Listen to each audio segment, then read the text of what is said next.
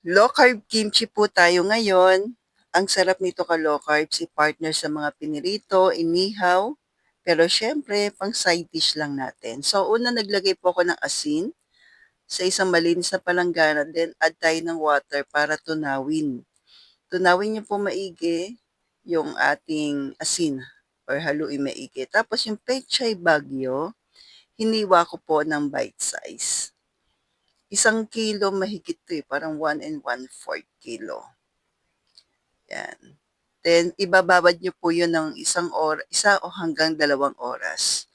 Tapos naglagay ako ng onion leeks, labanos na hiniwa ko po ng maliliit, parang french fries ang datingan, pero maliit lang. Tapos bawang, mga 3 piraso po nito, ta's kakadkadin. Tama ba yung Tagalog ko? Pa-comment naman. So yan, nakikita niyo naman po sa video natin kung paano ko po ginawa. And then, luya na maliit lang. Ganun din po. Yan, mga ganyan lang. Kasi laki lang ng ating finger. Yan.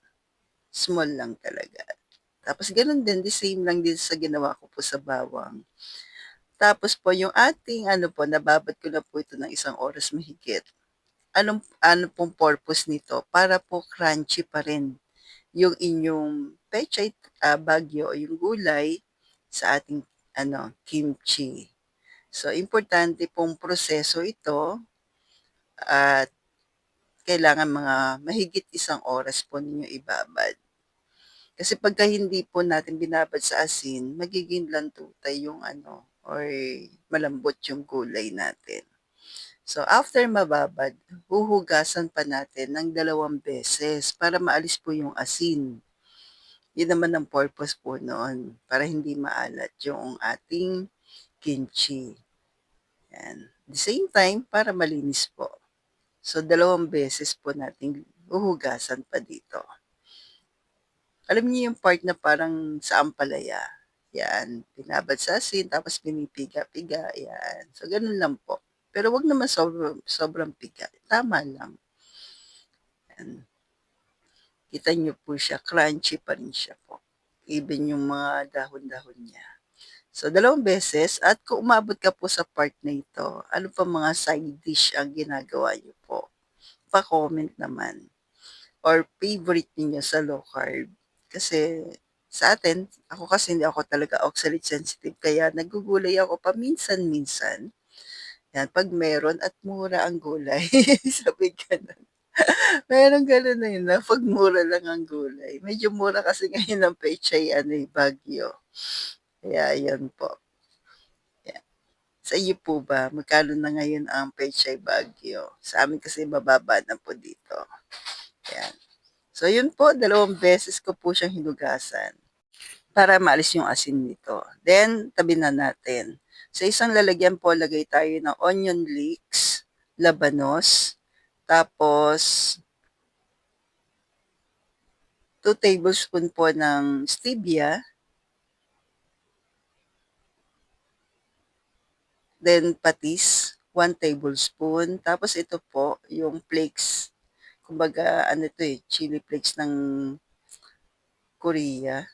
Yan po. 1/3 cup. Pero sa totoo lang po, lahat ng ingredients ko dito ay nag-add pa rin po ako. Yan. So, gawin niyo na lang po ay tikman niyo na lamang. Pwede naman yung pinaka niya, powder. Yan.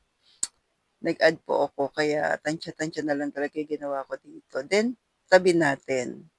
Dito sa ating salad spinner po, tawag dito salad spinner, ginagamit sa mga gulay, tapos prutas, pwede din, doon sa mga hindi naglo-low carb, yan.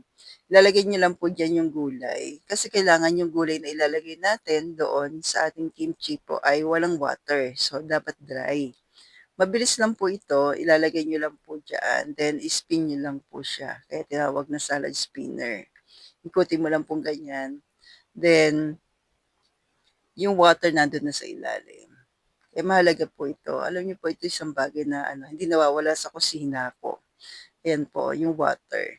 Kasi nga po, pag gumagawa ako ng ano, mga salad, vegetable salad. So ayan, ilalagay niyo na po dito ta's unti-unti, 'yan, imi-mix niyo lang po para malagyan po ng ano yung ating gulay, 'yan. Dahan-dahan po, then yun, same po, ulit-ulitin niyo lang po. 'Yan, unti-unti ko po nilalagay.